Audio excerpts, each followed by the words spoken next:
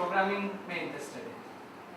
Okay, good enough. So last time we had a session by Mr. Roy Gupta, and he talked about game design, which primarily is about how people think about making games. I heard there was a couple of recommendations for Marathi and Hindi. Anybody can tell me which are those people would be interested in a bit of Marathi and Hindi speaking also? Okay. I don't know basically all of it is possible, but in some fashion we might look to speak using the other languages also, because complexity of the subject is makes it a bit difficult. Okay, so today we have with you Mr. Girish Natiparkar. He's from Shunya Technologies Private Limited, and he happens to be a game programmer. A bit about him. I can't go into all the details, but hopefully you people have read about it. It was there downstairs, and it is there. His profile is there in your dockets. He studied in Mumbai, and then he went to University of Aberdeen, that is Scotland, Dundee, where he did his MS, and from there he basically worked with a big name, Mr. David Jones, if I'm not wrong. He's the guy who actually created the Grand Theft Auto. How many people have played Grand Theft Auto? Okay, that's nice. So you have some recognition. And that's where basically worked upon Xbox and ACK Media, right? Yeah. So a couple of these games, I think I'll basically let him say all these things about himself and basically what he intends to talk about. But primarily, this entire program is about game programming. Yep, thank you. Okay, so I'll just add on to the introduction. I did my master's in computer games technology from Scotland, and then got a job in Scotland itself, where I started working with this company called Real Time Worlds. That's the company owned by Dave Jones. And out there, I got a chance to work on APB. I don't know how many of you have heard of the game. It's an MMOG, and it's yet to be released. So it's still under development. Hopefully sometime this year it should be out.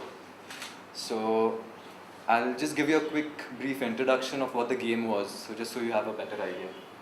We have a small video which was released last year at E3.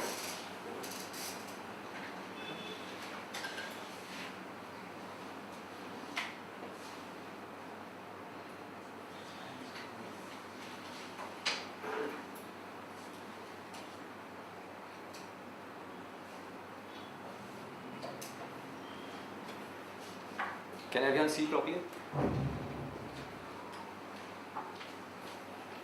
So it's been published by EA.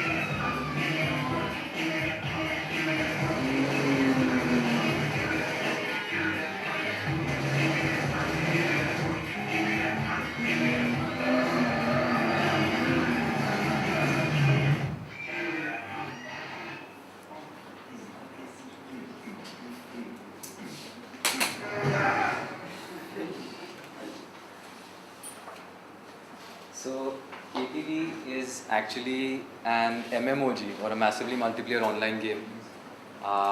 As you just saw, it's pretty much like GTA, where you have this complete open world city environment. And the difference is that you've got two teams, cops and robbers.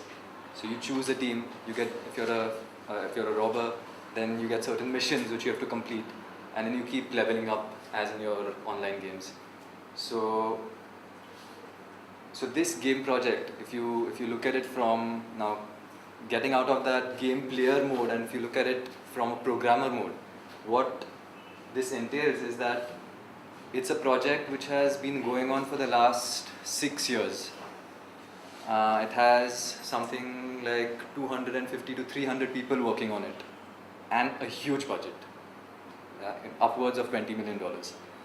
So this is the state of the games industry as of today. So you have games which are not just tiny mobile phone games or whatever, but huge. I mean, very, very big, monetarily as well as technically. So understanding the entire concept of such a game is quite a challenge. So what I'm going to try and do today is give you some brief introduction, with which hopefully this process can be slightly easier. So it's game development, as the title says, from a newbie programmer's perspective. So just a quick mention before that, how many of you have an engineering background? Okay, so this is computer engineering. Okay. And so as Harold said earlier, so not too many people apart from you guys who know programming. Is that correct? You do know some. Do you know programming? Yeah. More or less? Okay. So let's just start off. Or just to break you, how many of you actually are programmers who, without doing it or doing it in the sense, learn people, unlearn people, कितने लोग pure खुद को programmer समझते हैं? Okay. Actually, it's programming which related to anything or just game? Anything. Just some programming knowledge. It may not necessarily be games programming, but just some basic knowledge ke what is programming. So, then it's a different set of people that you need to talk to. If they do not understand anything about programming, it's a different bunch of people.